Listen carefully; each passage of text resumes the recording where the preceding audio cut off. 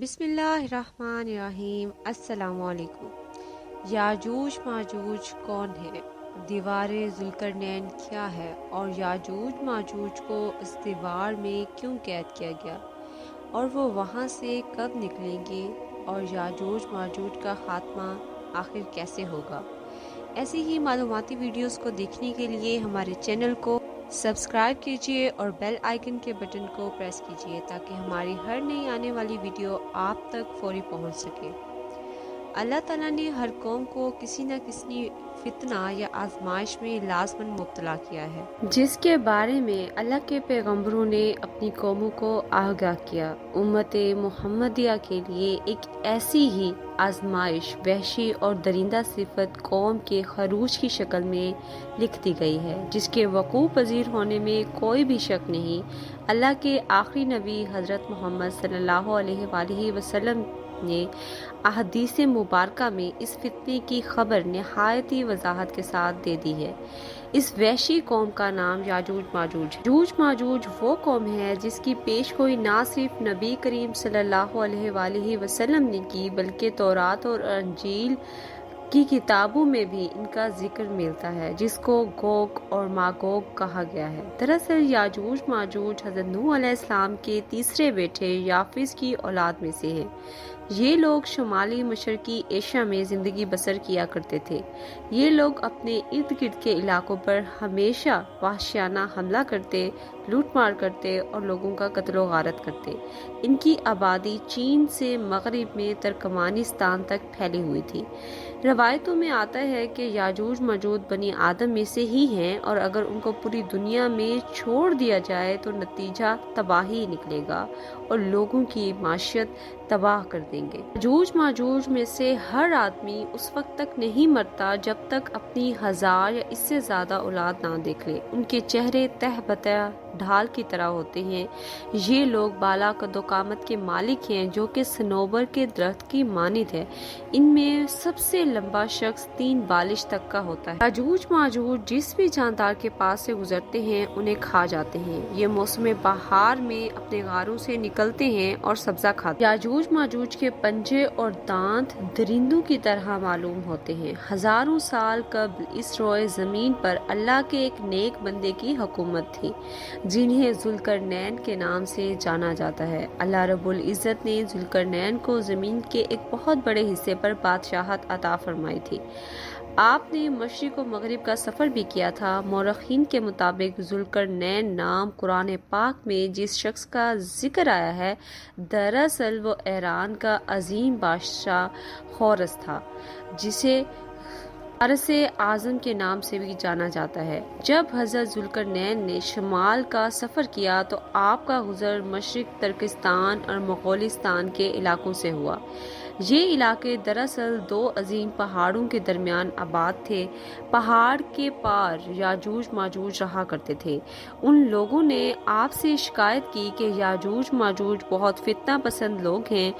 وہ لوگ بار بار ان کے علاقوں میں آ کر فتنہ اور فساد پھیلاتے ہیں۔ لہٰذا ذوالقرنین نے اس سرکش قوم کی یلغار سے حفاظت کی خاطر ان پہاڑوں کے درمیان ایک مضبوط دیوار تعمیر کروائی جسے دیوار ذوالقرنین کہا جاتا ہے، جو کہ لوہے اور پگھلے ہوئے تانبے سے بنائی گئی تھی۔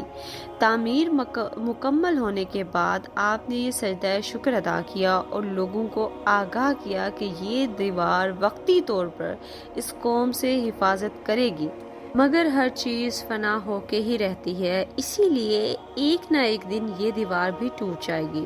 یوں یہ شر پسند قوم یاجوج ماجوج یہاں سے نکل کر پوری دنیا میں پھیل جائے گی اور تباہی پھیلائے گی۔ جیسا کہ قرآن پاک میں اللہ نے فرمایا، یہاں تک کہ جب یاجوج ماجوج کھول دیے جائیں گے اور وہ ہر بلندی سے دوڑتے ہوئے آئیں گے اور سچا وعدہ قریب آ لگے گا۔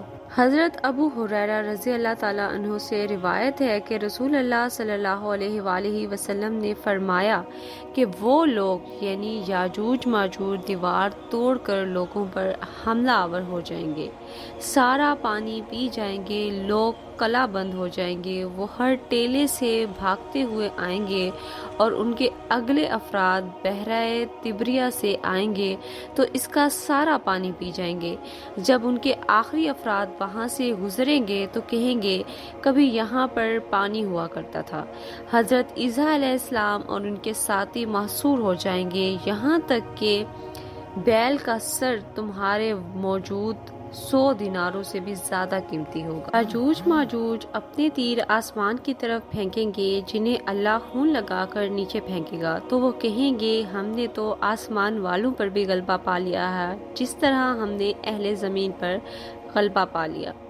ایک روایت میں ہے کہ بے شک یاجوج ماجوج روزانہ دیوار توڑتے رہتے ہیں۔ جب وہ مکمل ٹوٹنے کے قریب ہوتی ہے تو انہیں سورج کی شعاعیں نظر آ جاتی ہیں۔ اتنے میں ان کا بڑا کہتا ہے چلو اب باقی کل توڑیں گے، تو اگلے دن اللہ کی کرنی ایسی ہوتی ہے کہ اللہ اس دیوار کو پہلے سے بھی زیادہ مضبوط بنا دیتا ہے، مگر جب ان کی قید کی مدت ختم ہو جائے گی اور اللہ ان کو لوگوں کے سامنے ظاہر کرنا چاہے گا تو اس دن جب وہ سورج کی شعاعیں دیکھیں گے تو ان کا بڑا کہے گا انشاءاللہ باقی کل توڑیں گے۔ جب وہ اگلے دن آئیں گے تو انشاءاللہ کی برکت سے دیوار اتنی ہی ہوگی جتنی وہ چھوڑ کر گئے تھے۔ یوں وہ باقی دیوار کو توڑ گرانے کے بعد باہر آ جائیں گے۔ یوں وہ خوب زمین پر فتنہ انگیزی کریں گے، قتل و غارت کریں گے، یہ سب قرب قیامت میں ہوگا۔ حضرت عیسیٰ علیہ السلام سربسرود ہو کر اللہ کے آگے دعا فرمائیں گے تو اللہ کے حکم سے ان کے گردنوں میں کیڑے پیدا ہو جائیں گے جس سے ان کی فوراً ہلاکت ہو جائے گی۔ پوری زمین پر ان کی لاشوں کی بدبو پھیل جائے گی۔ پھر اللہ ایک خاص قسم کے پرندوں کو بھیجے گا جو ان کی لاشوں کو حکم خداوندی سے کہیں دور پھینکائیں گے۔ یوں یاجوج ماجوج کا خاتمہ ہو جائے گا۔ مورخین اور محققین کے مطابق سرزمین قفقاز میں دریائے خضر اور دریائے سیاہ کے درمیان ایک پہاڑوں کا سلسلہ ہے جو کہ ایک دیوار کی طرح شمال جنوب کو ایک دوسرے سے الگ کرتا ہے۔ اس میں ایک دیوار کی طرح کا درہ بھی موجود ہے جو کہ مشہور درہ داریال ہے۔ یہاں پر ایک قدیم لوہے کی دیوار نظر آتی ہے، اسی لیے بہت سے لوگوں کی رائے یہ ہے کہ دیوار ذوالقرنین دراصل یہی دیوار ہے، جبکہ کچھ مورخین دیوار چین اور دیوار ترمس کو دیوار ذوالقرنین مانتے ہیں۔